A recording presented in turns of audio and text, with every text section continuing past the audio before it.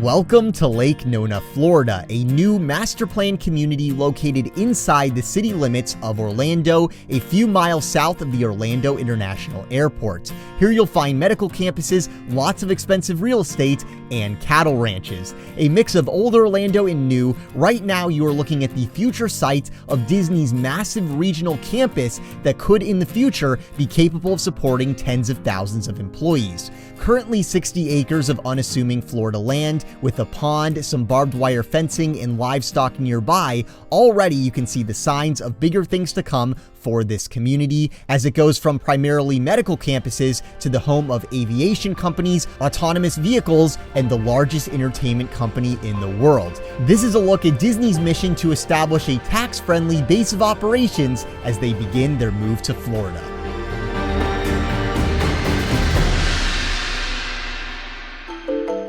As far back as 2019, Disney was already exploring moving employees from California to Florida. In December of 2019, Disney applied for a tax credit from the Florida Department of Economic Opportunity. In the application, Disney detailed a plan to build a massive new campus somewhere in the state, which in total they estimated to cost $864 million.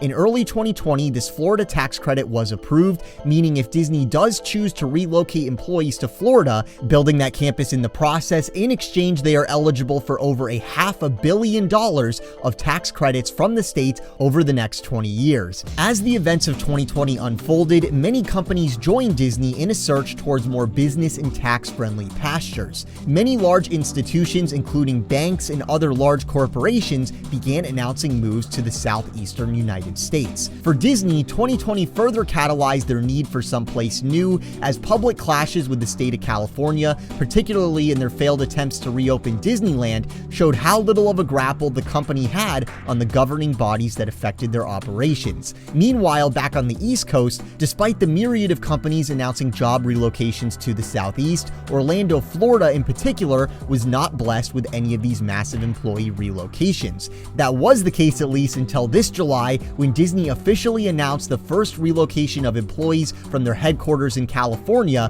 to Orlando, Florida. To start, roughly 2,000 employees will be heading to Florida. Most of these 2,000 consist of Imagineers as well as other parks-related employees. This means a large portion of Parks Creative, who currently work nearest to Disneyland, are soon going to be working 30 minutes from Walt Disney World, which many parks fans hope could mean some increased creative focus on the parks that previously have been created by some Imagineers some 2,000 miles away.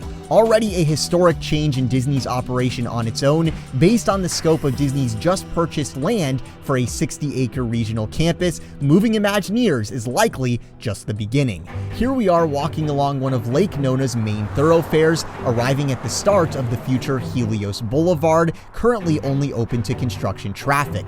West of Helios is a rather unassuming grassy field. From above, we discover in the middle of this field is a large pond. What could one do with this space? Well, Dynamic Campus LLC, which is a known front for the Disney Parks and Resorts, just spent $46 million acquiring this 60-acre lot for what is slated to be a new regional campus, as Disney calls it. A regional campus might not sound like anything too earth-shattering, but looking at the preliminary site data, we discover this plot of land is capable of holding 1.8 million square feet of office space, which is enough space for 20,000 employees. The specific area Disney chose is next door to a rapidly developing town center, home to fitness venues, dozens of corporate offices, hotels, upscale dining, and is a short walk away from massive residential developments inside and bordering Lake Nona itself, not to mention being minutes away from the Orlando International Airport, with planes flying over Disney's land on a consistent basis. It's important to establish the massive scope of the area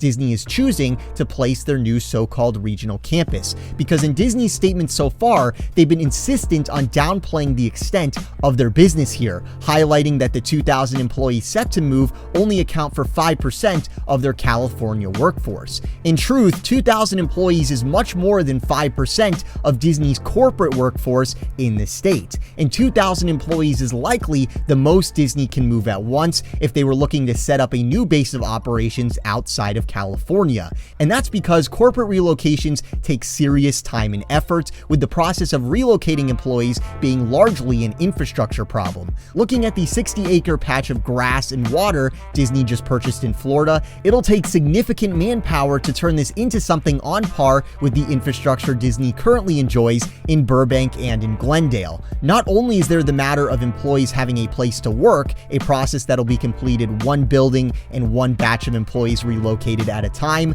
just as important, as demonstrated this past year, is a place for employees to live. And here too, Disney's actions are pointing towards a much larger project than what they are saying to the media. Tavistock Development Company is the real estate firm that is building out the already successful community of Lake Nona, where Disney's regional campus is to be housed. Now, the same company is in the early stages of developing a neighboring age-restricted community called Sunbridge. The Villages, which you may have heard of, is a huge age-restricted community well north of Orlando along the Florida Turnpike. Here, southeast of Orlando, Sunbridge is shaping up to become something very similar, except this community will be located minutes from the Orlando International Airport, the neighboring community of Lake Nona, and is only a half hour from the Walt Disney World Resort. A month after Disney announced the first move of employees, the Orlando Business Journal reported Disney was in talks with Tavistock to build an age-restricted community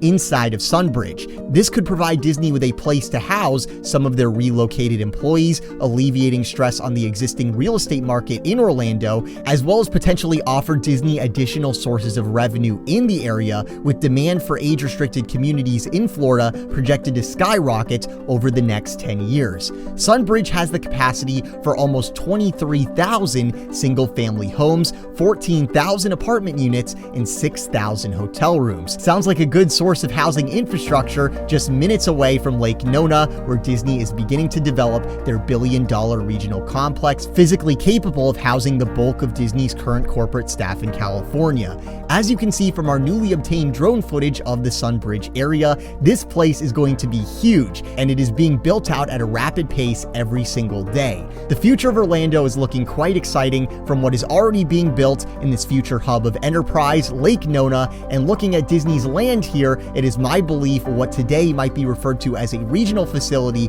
could in the future not just be home to Imagineers and various parks employees, but also other divisions like consumer products, for example. And then the question becomes, what other segments in Burbank may come to reside in this tax-friendly, lower traffic, lower cost of living billion-dollar campus? Surely Disney will always have studio employees in California. That's where the sound stages are. That's where Hollywood is. But beyond studios and Disneyland employees, this massive new campus could enable virtually any segment of Disney to relocate and begin to call Florida home.